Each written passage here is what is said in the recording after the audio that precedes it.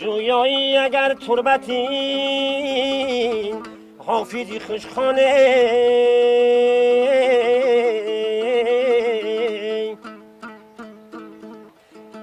در سینه لوچاب همان بلبلی باغ است. در شهر دوشنبه این گوشه آرام و تنج قبرستان لوچوب است. در پهلوی قبرهای چهره‌های شناخته سیاسی، صنعت و فرهنگ ملت این قبر آدینه هاشم حافظ خلقی تاجیکستان می باشد. آدینه هاشم فلکسرا، غزلسرای ناتکرار که محبوب آدمان بود، در سن 55 سالگی با غم و درد و الم این جهان را ترک گفت. 1 سال پیش از مرگ جانش در خطر بود. گروه‌های معلوم در پی کشتن او بودند. فکر کردم که آدینه هاشم استاد بزرگ با پوزیسیا کش است. با ماشینی وای حمله آوردم. خیلی دوری دیدیم که همین نزدیکی بودیم، همین خیلی کورا دیدیم دیگه دویده آمدیم، نزدیک آمده که مردم خلاص کردن نمیشه. تو نزدیک استاد رسیدیم که راسیگه پسرش هم یاد چپالاق زدن، میزو وطن میروم زدن. انا همین خواستید که رسیدیم که همین استاد قریب میزدن، یا 2 نفر شناس بودن که هم قبیدم نمودم. در وقتی به نزد همون استاد آمدن از رو یراق 1 میلیسه را از دستش گرفتم. هوا تیر خالی کردم که مردم بروند، مردم غم نتایید. سربازان گارد ملی که خطی مبدن امروی مبدن فرمان دادم که گردی ماشین همین استاد دوره مانند که یگام کس نزدیک نه. خیلی گردی ماشین دوره کردیم.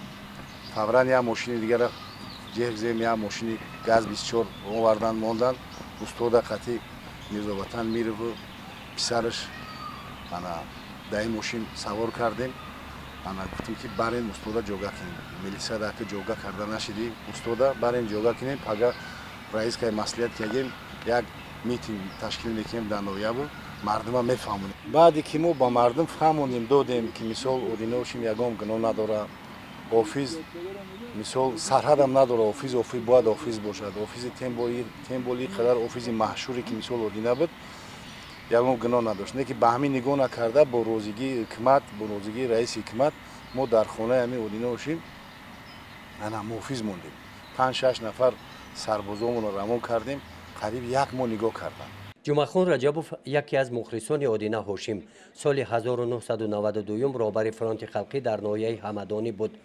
در آن لحظه های دشوار برعکس بی‌طرفی مقامات های دولتی او آدینه هاشم را از دست گمراهان خلاص کرده از مرگ نجات داده است. یکی استاد گفتن که کمانده جمعخان اومد دیگه ای کوروی که در نویاش تلخش کرد. گریه را سر میکنه. ما گفتم گریه نکنم، ما هم ریش داشتیم، خیلی فرمه و هنی داشتیم دیگه ترسید مسافرت بیچاره.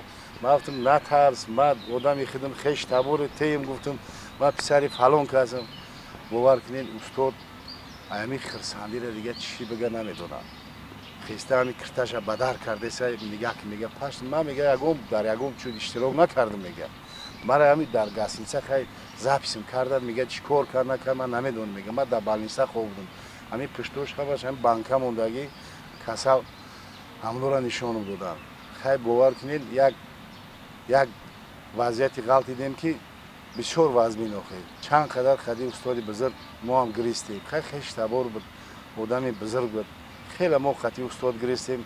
جمعخان میگوید که بعد آرام شدن وضعیت آدینه هاشم دیگر مدار سرود خواندن را نداشت. او گریه میکرد. سلامتیش روز به روز بد میشد. در چشمش اشک بود. فقط آب چشمش میره. یک وقتی صحبت کردم خطیش گفت که من نمیتونم دیگه جای سودا در نویا دیگه نمیتونم بچم. من میرم یگم جای دیگه میرم بعد شنبه یگم جای خانه بیرم اونجا میرم. جنگ بود شود شنبه میرم دیگه. خیلی اگر صحبت کردیم خطیش نه که همین جنگو بوچیده رفت استاد رفت. دهه نیمدره دهات دشت جم ناحیه به نام شمس‌الدین شاهین. اینجا زادگاه حافظ خلقی تاجیکستان آدینه هاشموف می باشد. آدینه هاشموف راه دیگری نجات را در ترک ناحیه همدانی و کوچ بستن به زادگاهش دهه نیمدره می دید و نهایت به نیمدره آمد. شریف امکیف دوست دوره کودکی و همسینفش را پیدا کرد. بعد همینجا خودم رئیس اوچاسکه بودم. یک همینجا یک ماشین دو آمد. ماشین دوام اومد خیلی پیشوازی گرفتیم قبولش کردیم شیشتیم صحبت کردیم بعد گفت که بابا شریف جان مرا بخر گفتم چو کرد چی گپ شد گفت که خیلی وضعیتم بده باید بسیار بگیر دوران بعد گفتم چیکار کنم گفت که همه جا یک خونم کن حیاتش در خطر بود خطر نبود خیلی بسیار غمش دادم بعد این کدام سال بود همون سالای 92 بود 93 بود در خاطرم نیست چند بعد خلاصه که مرکب تمام شد گفتم خیزان بمش همین قشلاق گفتم اختیار دکن تماشا کجا دا میگیره جا یا خانه خدمت یا بعد همونجا رو انتخاب کرد رفتم دیگه اونجا همونجا انتخاب کرد بود که همینجا برای من بسیار مقبوله که اوستم تماشا میکنی ایستم مرتب شد گفتم بعد گفتم که برای مسئله خانه را تیار کن برای چیش بعد جا فرمیدم بچه ها 12 نفر در جای خانه را گرفتیم تیار کردیم بچه ها قطعی همه کسد بین 11-12 خانه تیار شد در این دهه اینجا حوله پدری اودینه هاشم است 13 یونی سال 1938 اودینه هاشموف همین جا تولد شده است ایام کودکیش در محیط همین دهه گذشته است تحصیلات ابتدایی را همین جا گرفته است امک شریف لحظه های خاطرمان آن سالها را که اودینه هاشم همراهش بود پیش رو می آورد رفیقی سخت بودیم برادری رنگ برادر رو زندگی میکردیم این همینجا باغ بود در همین باغ می اومد همینجا زردالو بود تایم زردالو همین خیلی وقتا ماگنیتوفون پاتیفون میگفتن بعد همین دید سنگ یاشتم میموند با همون قطعی نغمه میکرد بعد خودش حافظی میکرد بعد من برای سر گردیم بردارش میکردم با خواهش او همدهگانش برای اودینه هاشموف این خانه را ساختند گفت که سفر ایران دارم اخیران سفر میرم ایران ایوس گشته میام راست میجم میام همون خاطرات دیگه سفر ایران هم نکرد خیلی زمستان شد یک روزی برفباری روزی سخت همینجا بعد که جا قدر داشت بابای زیدالله همین قدرش دویده اومد گفت اودینه قضا کرد بچه اخلا گفت کجا دا دوشنبه دیش بچه ناحیه همدانی آخر سالهای 50 عصر گذشته اویله هاشموف از دهه نیمدره به ناحیه مسکو حالا به نام میر سید علی همدانی کوچ بستند پدری اودینه هاشم قاسم هاشموف یکی از حافظان معروف آن دوره بین مردم با سرودهای فلکی نامدار بود مهر به صنعت محبت به هنر پدر اودینه هاشم از پی پدر رفت آواز لذیذ فارم و مخصوصا شیردار اودینه هاشم در بخش سرود فلکی در این ناحیه راهی او را به فتح قله‌های نو گشاد با اقدام او حافظان صاحب استعداد جلب گردیده تئاتر خلقی گشاده شد سال 1963 با عنوان حافظ خلقی تاجیکستان سرفراز گردید عبدالسلام رحیموف همکار و هم دوست اودینه هاشم است شده که هم حافظی مشهوره که احمد دویر دنیا هم میپرستم ما باور میکنم با هم کس برابر است همین خفشیت های بسیار ثبت کرده کشت های بسیار ثبت کرده در تمام همین ثبت های موسیقی هستند مردم هیچ وقت فراموش نمیکنند سرودارا این سرودا با فکرم یک مضمون کلاسیک داره یعنی کلاسی بگیم خطا نمیکنیم سرود اودینه هاشم از روزگار این شخصیت ناتکرار اودینه هاشموف ناگفته ها خیلی زیاد هستند فیض‌الله عبدالله‌زاده سامانی حقوق‌شناس معارفچی شاعر یکی از مخلصان اودینه هاشم میگوید که اودینه هاشم حافظ ناتکرار است 10 عصر گذشت رودکی پیدا شد 10 عصر دیگر گذشت لایق آمد 10 عصر دیگر بگذرد از دنیا تا هاشم گدا اودینه هاشم آید یعنی 1000 سال دیگه در کار که رنگ هاشم گدا و ادینه هاشم باز به همین جمعیت به زندگی مردم وارد شد. ادینه هاشم با سنت بلند آوازخوانی، سرودهای فلکی و خاکساری و انسان دوستی میان مردم تاجیکستان مخصوصاً دهات کوهستان صاحب احترام گردیده بود. در تمام گوشه و کنار تاجیکستان و بیرون از آن مخلصان زیاد همیشه او را انتظار بودند. اما وقتی که استاد ادینه‌هاشم با ما میگفت که همین در ایران برام میگه دولت‌ها قطار من میخونن، من همین دیدم و چشم خودم دیدم که در حقیقت درست میگفته بود که همین میخونن برابرش همین که تکرار میکنن بلداشون یعنی گفته است همین خیلی این قدر خوش قبول کردن. در وقت شافیوری ادینه هاشم بودیم با درجه حرمت احترام میکردن که هیچ میگفت که چیز با این ادینه چیه همین صدا میکرد آواز همین کات دمیشش همین کات میجنبید یک آدم در وقت انا حافظی ادینه هاشم سخن چی نمیگفت. استاد ادینه هاشموف از فونوگرام استفاده نمیکرد. سازهای ملی را جور کرده با آواز زنده میخواند. غیژک، دوتار، اکاردیون با صدای آواز ادینه هاشموف جور میشدند. در این خصوص شاگردانش میگویند. استاد خیلی بود. همین فقط میرفتیم خورده سخت بوده. خیلی به جا گشتن یکون چی نمیمون.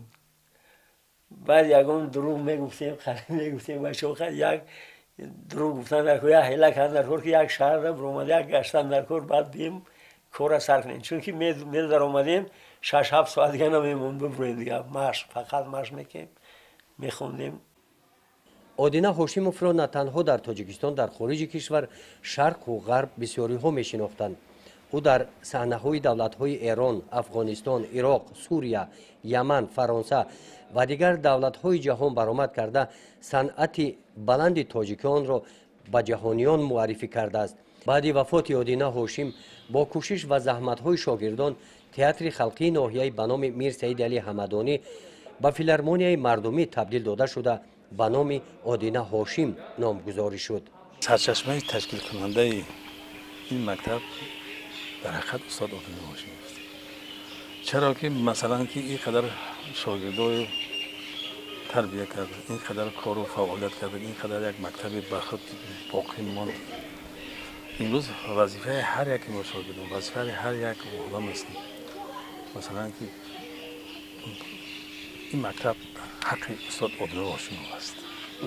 این نام هم نام این فیلارمون هم من گمان میکنم که در آینده این را یک فیلارمون خلقی، یک فیلارمون دولتی،